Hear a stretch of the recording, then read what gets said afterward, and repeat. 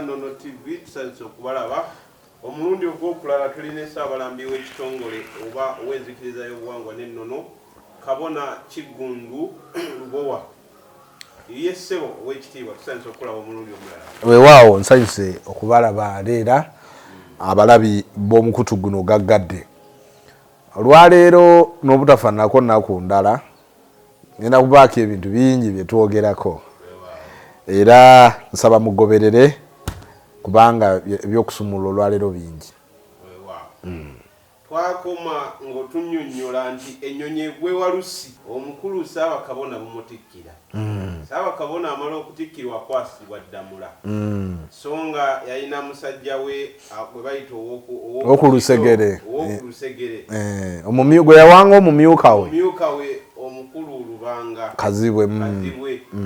Ate Ddamula negende kwatagana. Okay. Kati ennyonyi yatuuka ku Walusi zaali mu ssaawa 7 kitundu. Era ennyonyi eyo eyali gaidi waayo omukulu eyagigaidinga gaidi yona abeerawo nga ayambako ennyonyi etuule bulungi yali Kizito Moses Buule ne Kanso Kayira Kizito Lwere. Era be baakulemberamu okukola enteekateeka z'okuleeta ennyonyi eyo egenda okutambuza SSABAKABONA. Era Kizito Moses Buule ng'ogugwe guwedde ennyonyi yatuula SSABAKABONA n'avaamu. Mu nnyonyi omwo mwalimu abantu 4. Mwalimu SSABAKABONA, mwalimu omumyuka we, mwalimu n'abakyala 2. Muliko ne mukyala wa SSABAKABONA. Era ennyonyi bwe yavaamu ne tugenda SSABAKABONA n'atikkirwa yatuusizibwa ku busabiro. Obusabiro kisangibwa ku Walusi waggulu wali oli ku mwaliro gwa Gguluddene wali omuti ogw'amakabyo abantu bwe batuuka ne beeyanjula nti tuzze ku Walusi. Kale n'olwekyo SSABAKABONA awo yatuukira n'akolerwako emikolo n'atuuzibwa oluvannyuma n'adda mu kidaala okusinza ne kugenda mu maaso. Kusinza kwatambula bulungi era ne kuggwa nga ebiseera ebyo yali MC w'omukolo ogwo yali SSABALAMBI yawummula Kabona Buyondo Maanyi ga Lubaale Ssaalongo gwe naddira mu bigere. Era omukolo ne gutambula amu ku baali abageza bakulu baba guest speakers kwaliko Professor Wangoola Ndawula, waliko Professor Bad Hall co-chairperson ow'ekitongole kya Uganda ekitongole ekya UNESCO ekivunaanyizibwa ku byobuwangwa mu nsi yonna. Kwaliko n'aboogezi abalala okuva mawanga nga Nigeria, Ghana ne mawanga agatali gamu era baayogera bulungi okusinziira ku mukolo. Mukolo ne guggwa nga buli muntu alina okudda ewuwe. Naye tuba tutuuka mu kirowooza wano kubanga abantu twali tutaddewo omukolo mulala ogw'okuyozaayoza ng'akabaga akayozaayoza. Kale n'olwekyo tugenda okutuuka wano nga Lubanga Kazibwe omumyuka wa SSABAKABONA gwe yatulaganga omumyuka we ku mukolo ng'ensi yonna eraba yali talabikako. Kye yakola yakwata tugenda okukinoonyereza nga Ddamula yakwasiddwa SSABAKABONA nga bamutikkira ku lusozi Walusi nga naye talabikako. Ate nga Lubanga Kazibwe omumyuka we ye yali akutte Ddamula oyo ye yamukwatanga nga olaba SSABAKABONA waba ku mukolo wabaawo kabona amukwatira ki Ddamula. Ate era ye yali amukutte yasigala mu mikono gye. Tugezaako okumunoonyaako nga tetumulaba. Kazibwe bw'atyo n'atwesolosa n'adduka. Bwe yadduka nga tetunnagenda wali abantu bawulira oyogera ku kigambo Ddamula bayinza obutakitegeera ne batamanya Ddamula kitegeeza ki. Badde nsaba okibalambulu. Kati tulina obuyinza obutuweebwa Ssewamala obw'obulamuzi bwe buyitibwa Ddamula.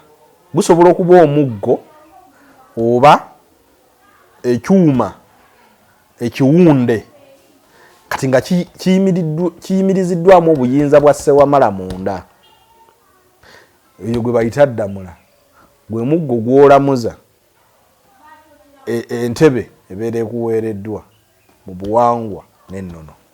eddamula bamukwasa Katikkiro. Yes, mu Luzungu ndowooza gwe tuyita Holy Sacred Stick. Holy Sacred Stick, omuggo ogw'obuyinza ogukuweebwa naye nga guliko obuyinza obw'enjawulo obwa Ssewamala. Kale ddamula kye kitegeeza talabikako okumala wiiki 3 nga yeekwese. Oba yali alwadde. Naffe twagwamu kawansazi nga tugamba nti kirabika omusajja yafunye obuzibu, nga tumunoonya tuzuule oba mulwadde oba alinamu ekizibu kyonna ng'omuntu. Ne tumunoonyako ne tumuyigga nga twagala kumanya oba yalwala oba si kyo nga yafuna ekizibu ekinene, kubanga omuntu abadde ku mukolo n'ataddamu kulabika, kitegeeza waaliwo obuzibu obuki. Tugenda okukizuula ng'omukulu yasisinkana omwami gwe bayita Mukasa Mutyaba. Mukasa Mutyaba twali naye mu nteekateeka z'okulonda Ssaabakabona, era naye yayitibwa ajje ku mukolo ogw'okutikkira Ssaabakabona, ne mu nnyonyi twateekamu entebe ye naye teyalabikako, era n'entebe kubanga Ssaabakabona yali wakutambula n'abantu 4 mu nnyonyi, okuli ye, Lubanga omumyuka we ne jjajja Mukasa Mutyaba ow'Ebuyikwe. Kale n'olwekyo Mukasa Mutyaba teyalabika ku nnyonyi ng'esimbula okuva wali mukono mu ggulu, ate ne tutuuka ku mukolo ku Walusi teyalabikako, newankubadde mu kumukubira nga yatugamba nti akola ki? Ajja. Lubanga bwe yava ku mukolo n'agenda ewa Mukasa Mutyaba n'amutegeeza nti abo yagamba bwa Jumba bamutikkidde obwa Ssaabakabona. Ko ye bamutikkidde batya, ngambadde simanyi. Awo olutalo bwe lwasibuka, tova omwange kati nfe nga tunoonya regalias oba ebimu ku bintu byenzikiriza. Kati ebintu ebimu ebyenzikiriza ebikola ekitiibwa kya Ssaabakabona kwe kuli n'eddamula, ekyambalo, insignia oba akabonero ak'omuliro akabeera ku nkofiira ya Ssaabakabona. Kati byebimu kuzezimu ku ligalia ezikola entebe y'obwa Ssaabakabona, naye nga wadde entebe y'obwa Ssaabakabona esigala yanzikiriza ya buwangwa naki n'ennono Tondiism faith. Kati ffe ng'enzikiriza okuli Kanso Kayiira mu kiseera ekyo, okuli eyali avunaanyizibwa ku byokwerinda mu kitongole, paka kati era yakyabivunaanyizibwako Minister for Security and Justice, nga ye Mbaziira Kalondoozi, ne babakana n'omuyiggo ogw'okunoonya ebimu ku bintu byenzikiriza. Kazibwe n'akwatibwa n'ateekebwa mu kkomera n'asibibwa. Mukasa Mutyaba naye teyalulonzalonza, naye n'ateekebwa mu kkomera. Katono nnyo mubakwata olowooza temukozesezza busungu bungi? Ffe twali tunoonya ddamula. Ati kaakati ogambye nti yali ababuzeeko oluvannyuma lwa wiiki 3. Mukizuula mutya nti ddamula yamubba oba mmwe mwamujajinga? 10 abangi bwe basonga wekyabikira, kubanga ffe twakubaganya ebirowoozo. Lwaki yabuze? Embwa yange endiga yange lwebuze, embwayo lwepamye ebyoya.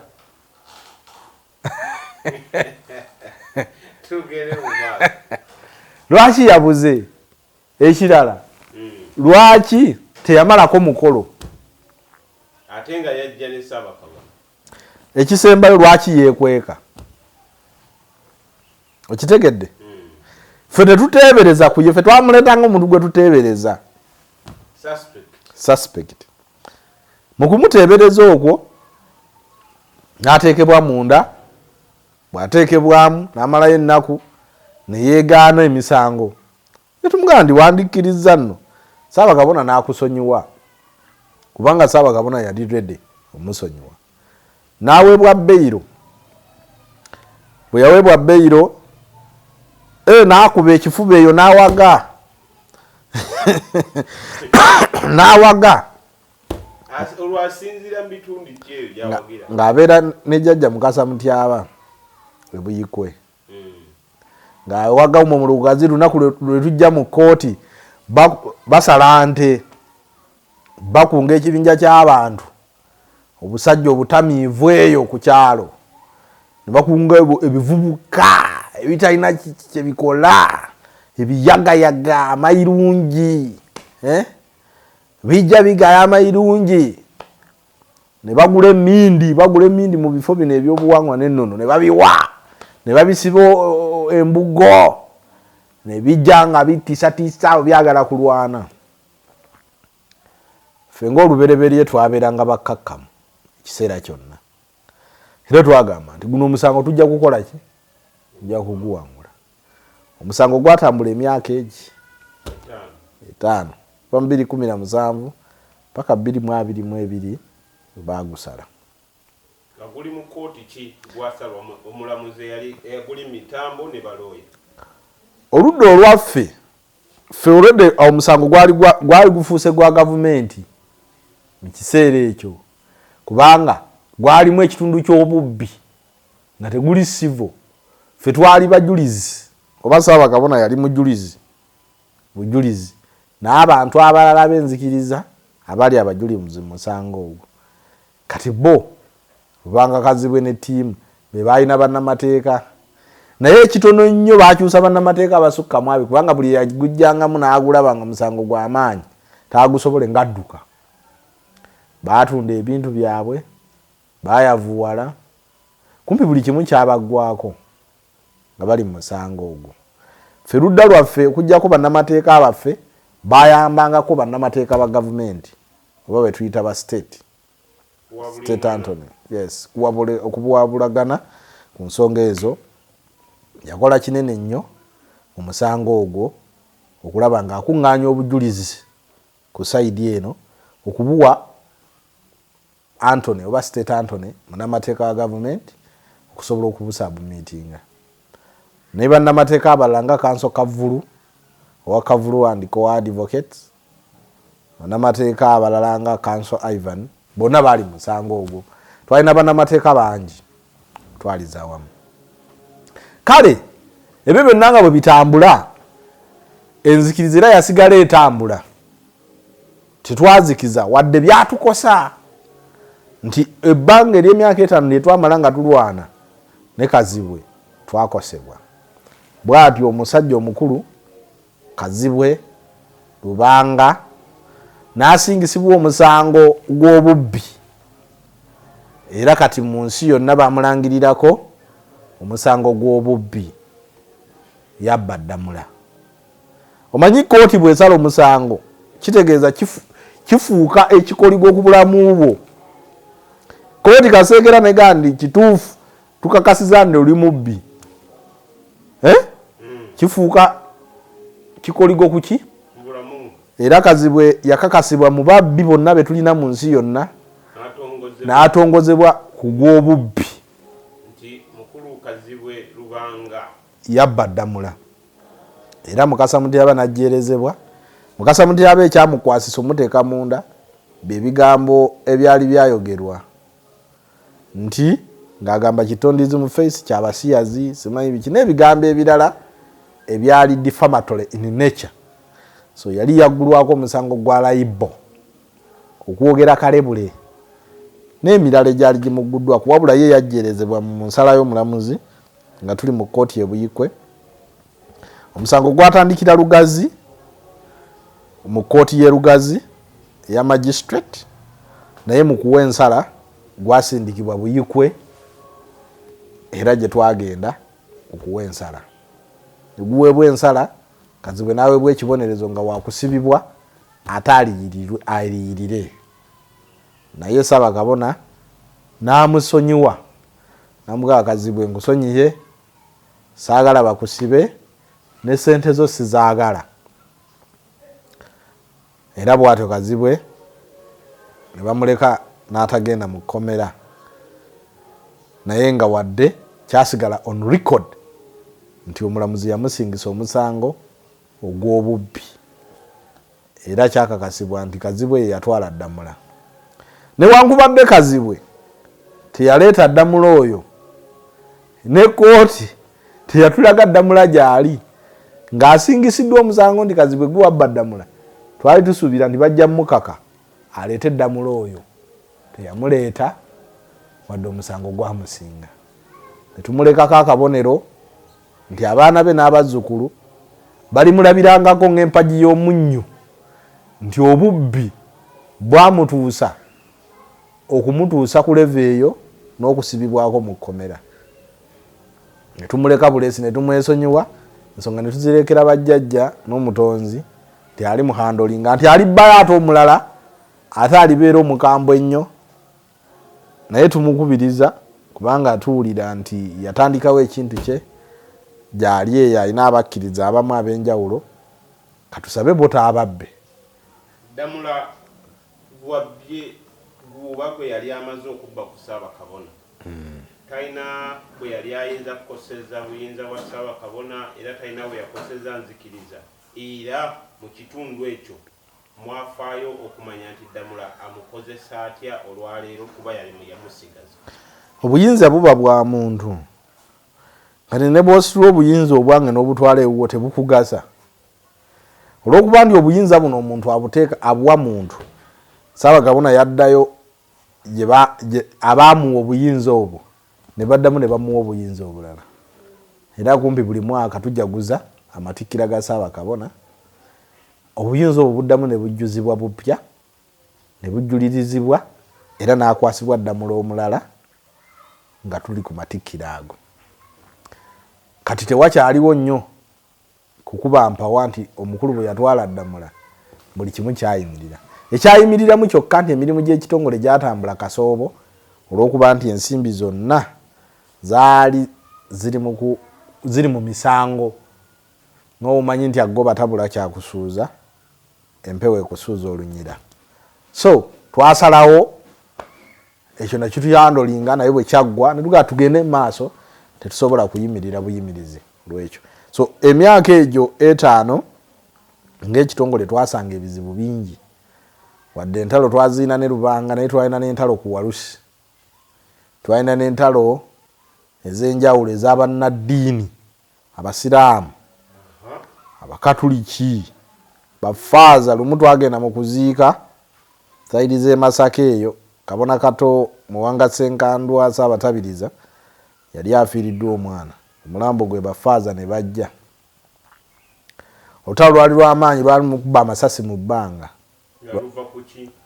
Abakatuliki baali bagamba nti Kabona Kato yali Mukatuliki waabwe nnyo era nga bamumanyi ng'omusajja ajjudde enneema ey'Obukatuliki.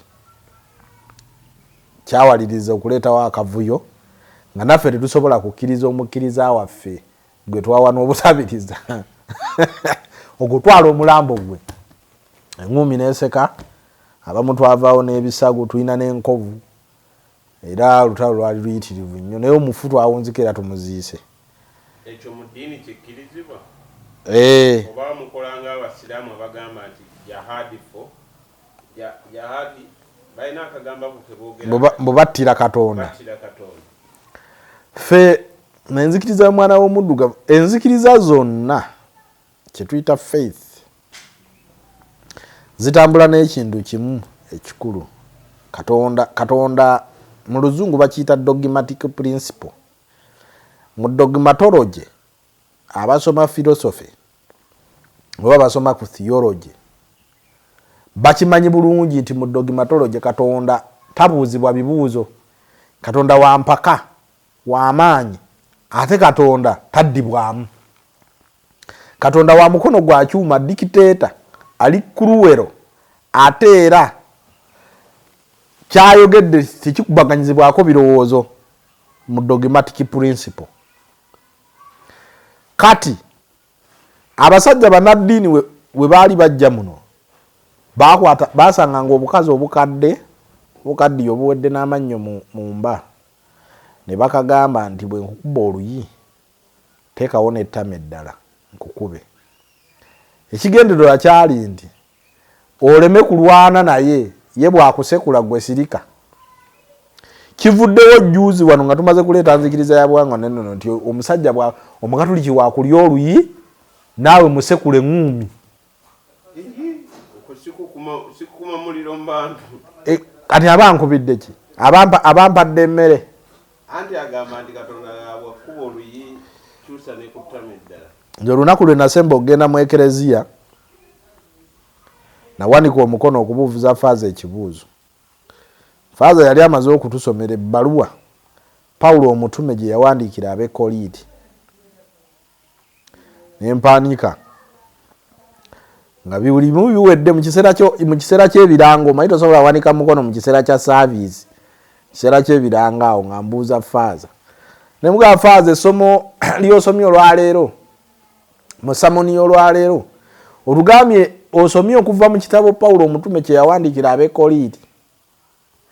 Naye mbadde njagala kubuuza kyogamba gwe Faaza toyawulawo Kolinti ne Bugembe. Bugembe tawuni eri Jjinja. Seereyo nali mbeera Jjinja. Ne mugamba gwe osobola otya okukwata ebbaluwa gye bawandiikidde ab'omu kirowooza nga babayita okujja mu lukiiko batuule wali ku kitaawuluzi n'ogisoma ng'oli Wantoni ng'oyimiridde mu bantu b'e Wantoni n'ogisoma ng'ogamba nti abantu b'omu kirowooza babayita ku kitaawuluzi naye ng'oli Wantoni. Faaza teyanziramu yasirika busiritsi. Abantu bano bokka be baali bateekamu nabo bagwagwa banne ne batandika okunkuba olube ne bangoba mu kereziya. Ng'ekikugobya mu kereziya kubuuza kibuuzo lwaki batusomera ebbaluwa gye bawandiikidde ab'omu kirowooza nga bagisomera Wantoni. Kubanga nange akukantabula ebbaluwa bagiwandiikira abakolisi. Ate kati Abannayuganda ffe omutonzi etukwatirako wa yali tannatumanya.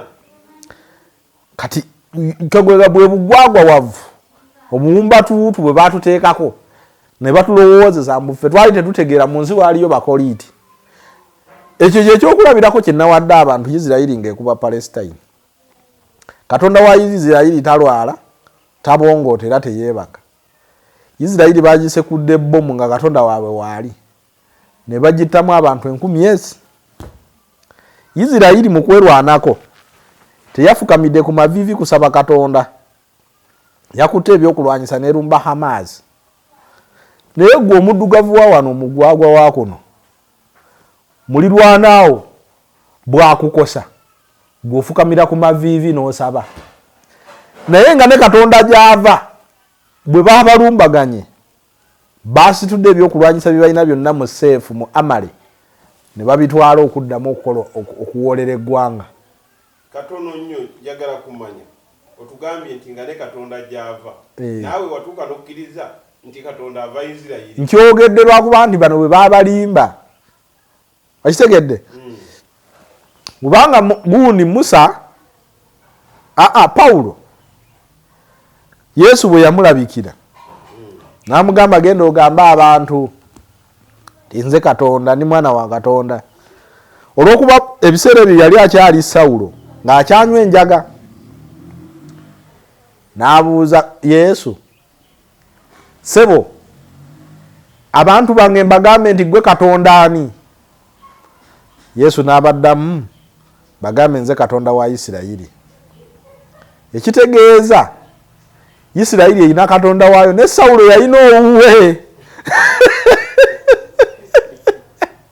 Sawulo yalina Katonda owuwe nga ebyayo Katonda wa Isirayiri tabikola ki?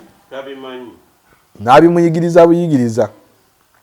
Kale Katonda wa bujja okusinziira ku Bayibuli tagatibwako Katonda mulala. Era mu Bayibuli omwo mwennyini nayaga nti Katonda w'e Misiri yalwananga entalo ne Katonda wa Isirayiri.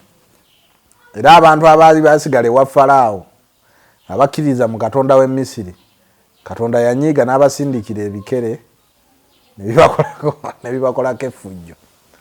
Enjogera ezo zonna oba engero ezo mu Bayibuli zikulaga nti Katonda tali yekka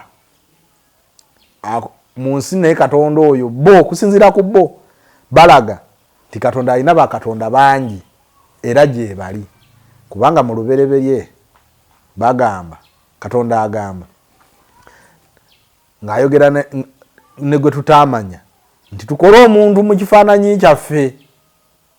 Katonda yali yekka omwoyo omwerere ogutalina mubiri nannyini kutonda bintu byonna ku nsi yabivunaanyizibwako yali abuulira ani titukole omuntu mu kifaananyi kyaffe. Let us create the man in our image. Agambako us kankutte kunnyo kitegeeza baali bangi. Let us create. Yeah, let us create the man in our image. Tutonde omuntu mu kifaananyi kyaffe.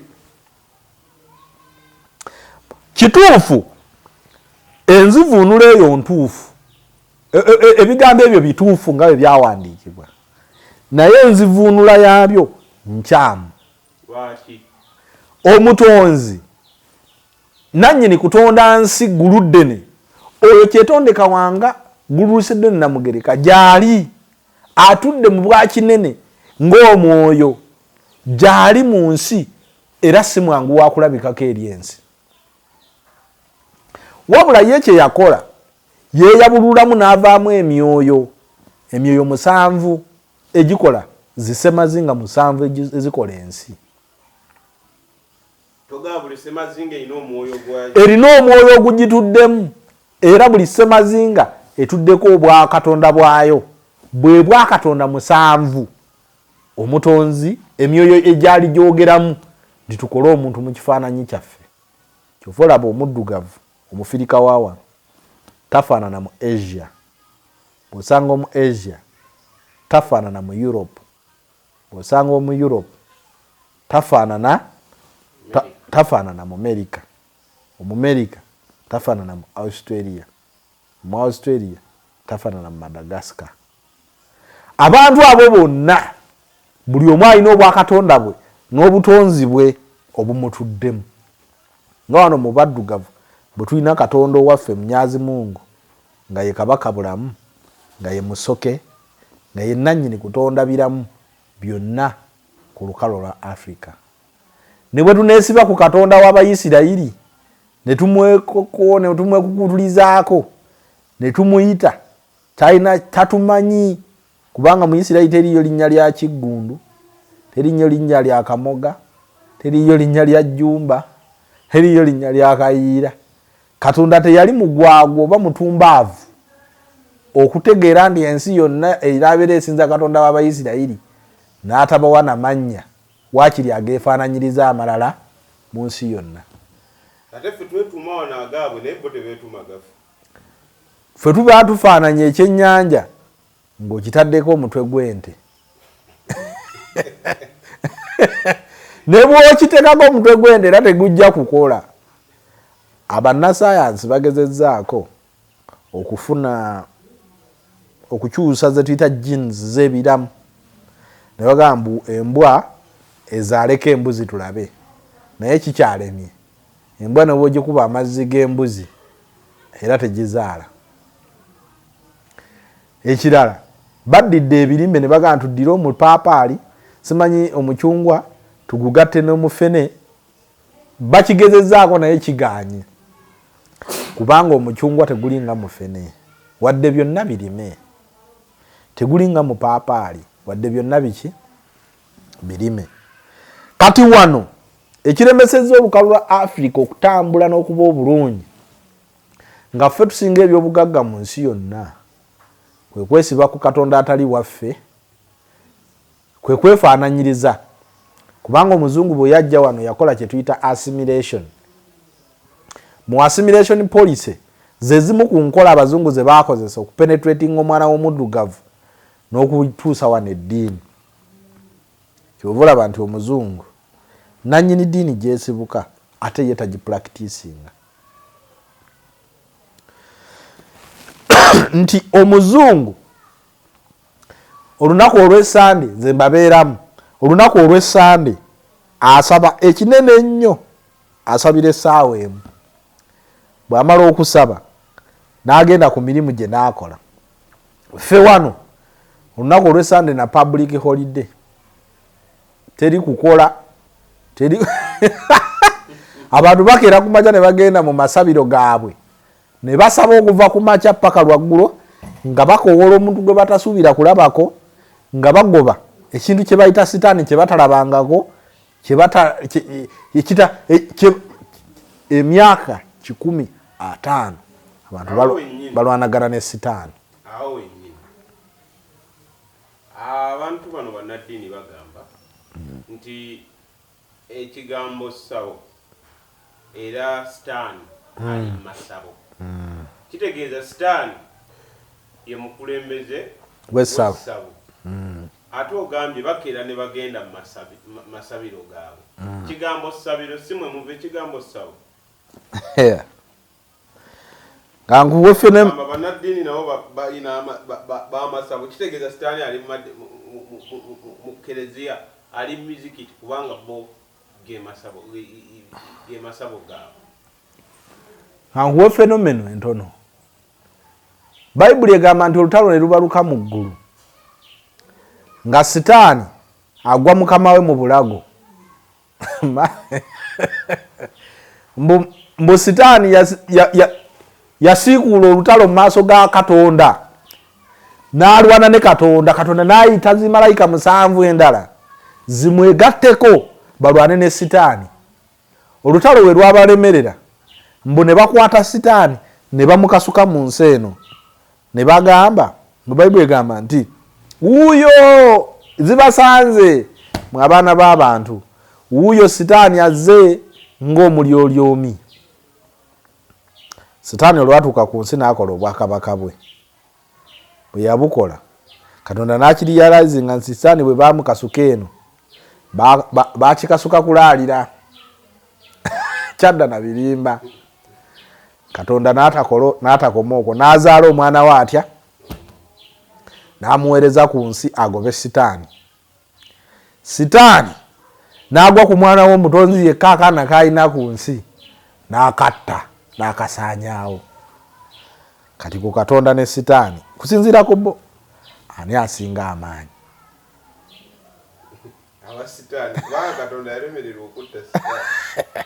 Sitaani okusinziira ku Bayibuli Katonda ye mutonzi, tatandika, takoma, tabeerera.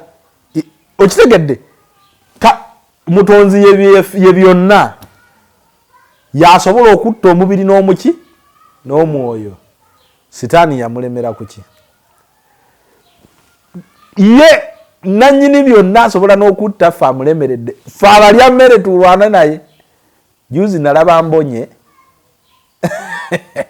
oba yali mbonye yagamba mbu yalwanye ne sitaani kata amuwangule. Tegala laba obugwagwa wava obuli ku leva eno.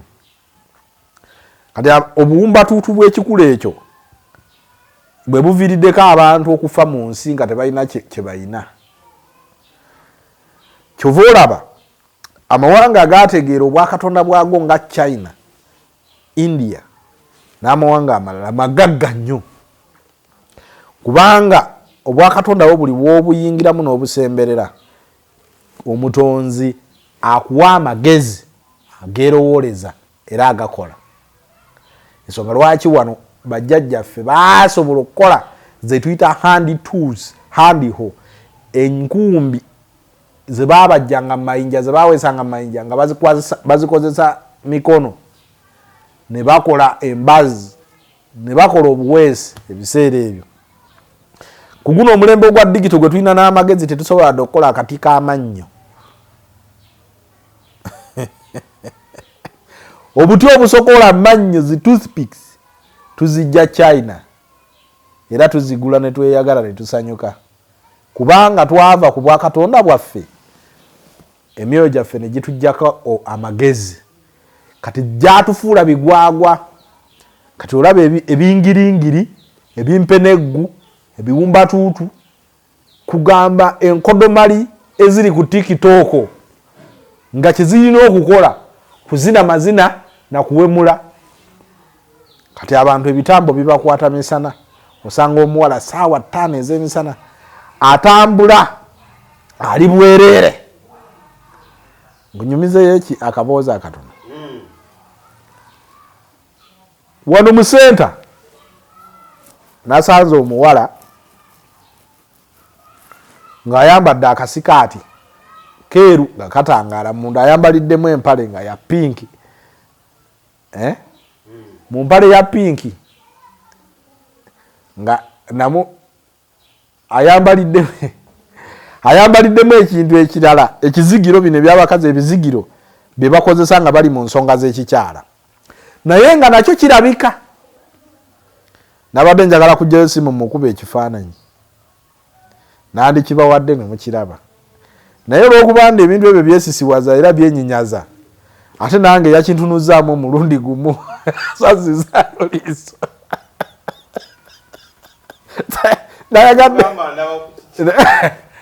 yangubye ekisiraani ekyolunaku kubanga omukyala wabeera mu nsonga abeerako ekisiraani tekiba kisiraani naye wabaawo omwoyo ogwo gw'omwambadde ogwamusoke ogulina obujja ogw'obutonzi kale ensonga lwaki ebimu kubi kati kyembadde ngezaako okulaga nti twava ku bwakatonda bwaffe eri kati abantu ebitambo bibakwata misana batambula kyere era abantu basera emisana n'okulya emirambo bagirya emisana kubanga katonda aswaza tebasobola kukwatira mu bubbi nga tewali yakulabye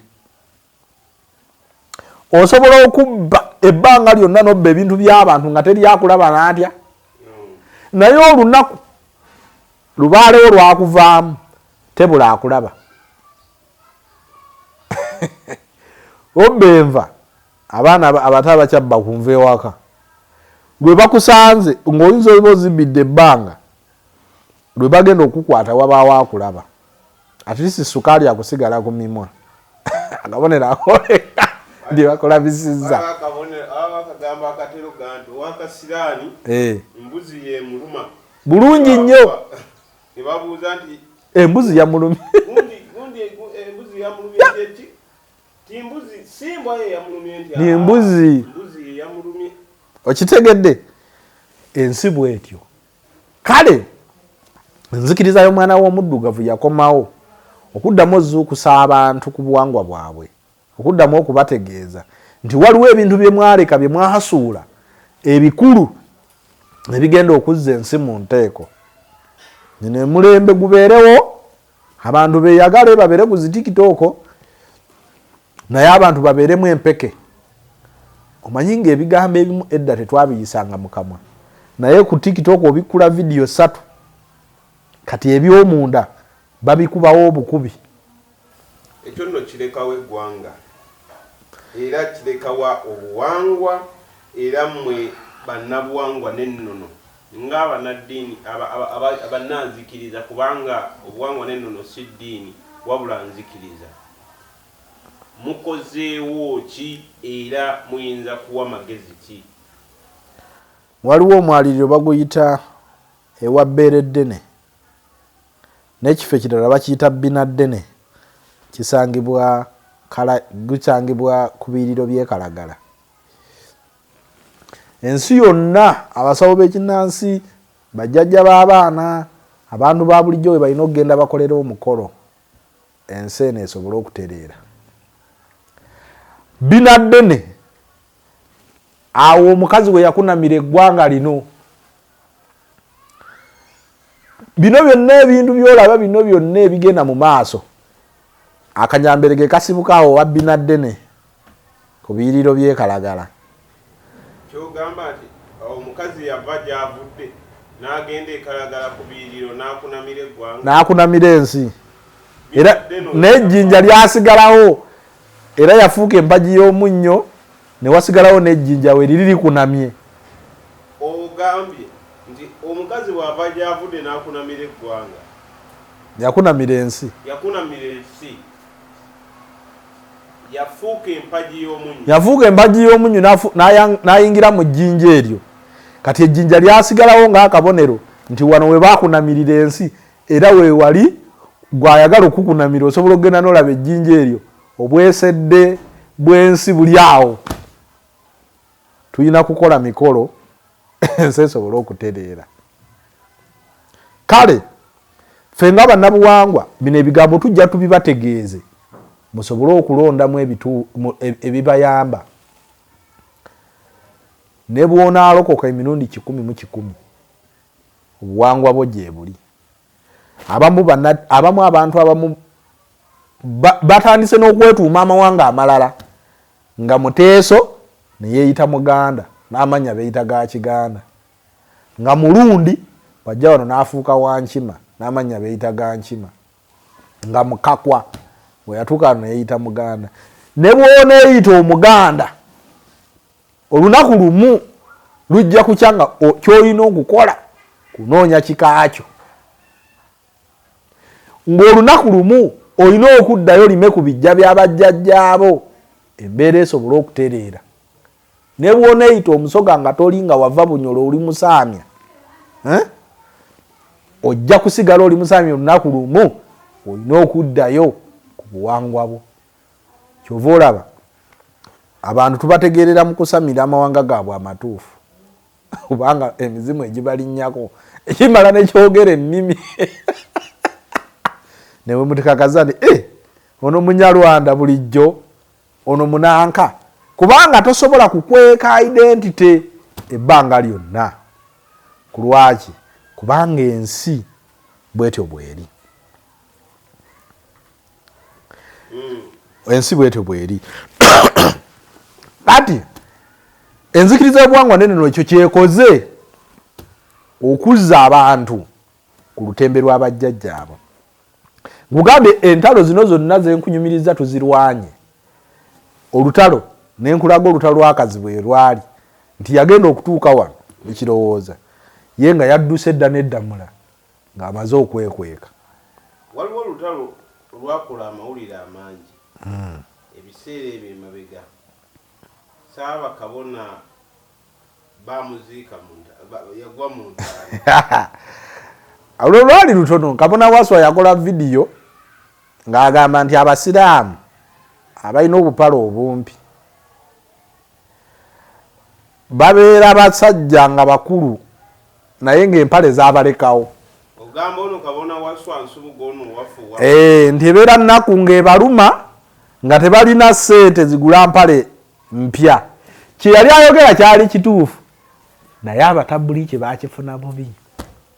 Kyendowooza nti paka kati ndowooza lwe lutalemu ku nsonga lwaki Abasiraamu tebaagala nzikiriza ya buwangwa na nnono. Vidiyo eyo yatambula nnyo ndowooza yezimu ku vidiyo ezikyasinze okubeera vayiro mu nzikiriza y'obuwangwa n'ennono. Kati gwe tomanyi waliyo olutalo olw'ebikonde naye waliyo olutalo lwe tuyita kolodiwo olw'ebigambo olugenda mu maaso olutamanyi. Olunaku Ssaabakabona lwe yagwa mu ntaana baali mu kuziika jjajja omugenzi Sali.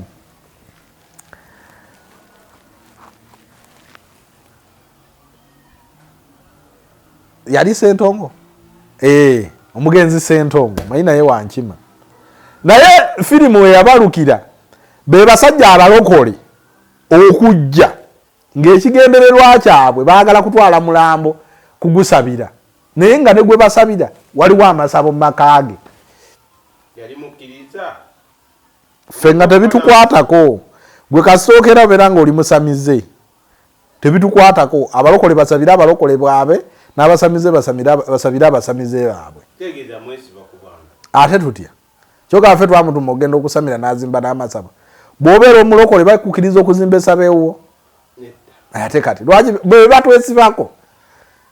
Kabona Waswa jjajja Tagererwa Nzaala ebiseera ebyo Kayondo Kawumpuli. Kyenzijukira obulungi Kabona Waswa yalinnya ku keesi okubuulira keesi y'omufu nga ewokulinnya wonna wabuze. Anti ng'abantu bangi tolina w'olinnya naye maiti ebeetuuka emagombe ng'ekiseera ky'okugiteekayo kinaatera. Ssaabakabona akyayogera awo obubaka obusembayo Polisi nesalako eze kugumbulula abantu abalesa akavuyo mu kitundu. Kati omusirikale yali amabega wa Ssaabakabona n'akuba essasi.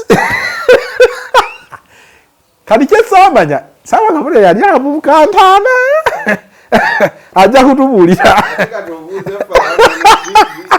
yali abuuka wano ndowooza omutima gwamugamba tandika emisindo dduke.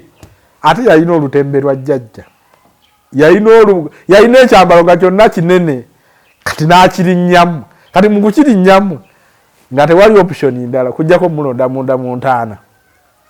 Ate yatuuka bulungi, yatereramu bulungi. Kabona Waswa yamukwatako ne kabona kayondo kawumpuli ne balyoka bamujja mu ntaana. Emmotoka y'abasirikale n'esirika, abasamize ne bakola ekigenyi. Ogirabye esirise okitegedde twabagambye temuddanga mutuzanyirako. Kati emmotoka oba yali efudde yingini kyonna kyekyali teyasobola kugamba. Mwaloge emmotoka y'abasirikale buyinza mu kifo buli omubaamu abantu abaliko obuyinza tozanyirangawo. Era awo abasirikale b'emukono okuva olwo ke kamu ku bubonero bwe baasigaza. Era ebiseera bye yali OCCID Henry Mugumya yakkiriza nti abasajja abasamize balina amaanyi. Kati era ffe twamala kugikansira ne balyoka bavaawo. Nedda mu nteeko. Era kyemmanyi ndowooza mu kiseera ekyo ndowooza baafuna ne bakiraaya nti nga basirikale asirikale ndowooza nabo badduka bajje nga ebizibu bibasuseeko. Kale mu bufunze enzikiriza eno evudde wala okutuuka we tuli. Entalo ezirimu okukubagana ebikonde zize zibeerawo. Nga bwe nkugambye nti ne mu madiini gonna mu Bukatuliki Papa Famasas bwe yafa Cornelius Papa Famasas yaziikula omulambo gwa Cornelius n'agusalira omusango n'agutuuza wano mu ntebe ng'eno n'agamba n'aguteerawo omuntu ng'ayogera ng'amutadde wano nga looya nga yaguteeka mu ntebe wano n'ateeka wali looya n'abuuza Papa Famasas nga bw'abuuza Cornelius naye nga looya waddamu. Sebo Famasas, Sebo Cornelius, lwaki wakkiriza mwannyoko okutuula ku ntebe ya Papa? Kubanga Cornelius yavaako mu ntebe n'ateekako mwannyina namugamba nfugiramuuko ewiiki. Olinga bwaddamu mukama wange gunsinze. Okimanyi nga kyewakola kyali kibi gunsinze. Kale nkusingisizza omusango bagenda kutemako engalo. N'akwata omulambo n'aguteekawo ne bagutemako engalo. Ne baddamu ne baguziika. Tekyamumalira ne wayita wiiki 2 n'addamu n'aguziikula n'addamu n'agutuuza mu ntebe emu. Nga guvunda. N'addamu n'aguteeka mu ntebe emu ne bagusalira omusango gwagutemako nsingo. Omulambo ne bagutemako ensingo. Eyo Catholic Church. Era gwali ku andaba ojage nonyonye Pope who beheaded the late Pope. Osobola okuteeka mu Google Pope beheaded the late Pope. Pope beheaded the late Pope. Osobola okugironyerezaawo mu history w'aba Papa olabe Papa bwe yatemako munne omutwe nga yafa ng'amudidde mu bigere. Bisibuka mu madiini ago. Bwe bajja muno n'eddiini yaabwe gy'olaba baateeka bajjajjaffe ku njegere ne babasiba akandooya ne babeetikkanga nga babakulukusa ku mayinja okwo nga bwe batwala mu Amerika nga bagenze kukola buddu. Wano abaagaana balina omutwe omunene babawalulanga ku mayinja ne batambuza migongo ng'obwato ne babasibira wali ennamugongo bwe muyita ennamugongo. Ekiyisaawo nnamugongo babawalulanga ku migongo babatambuzanga ku migongo olw'okuba baali bawalidde ne bagamba mb'oyo ye gonza gaggonza, oyo ye bali okwabwe. Towulirayo mannya gabika mu bajulizi era mu bajulizi temuli yali na linnya lya kika.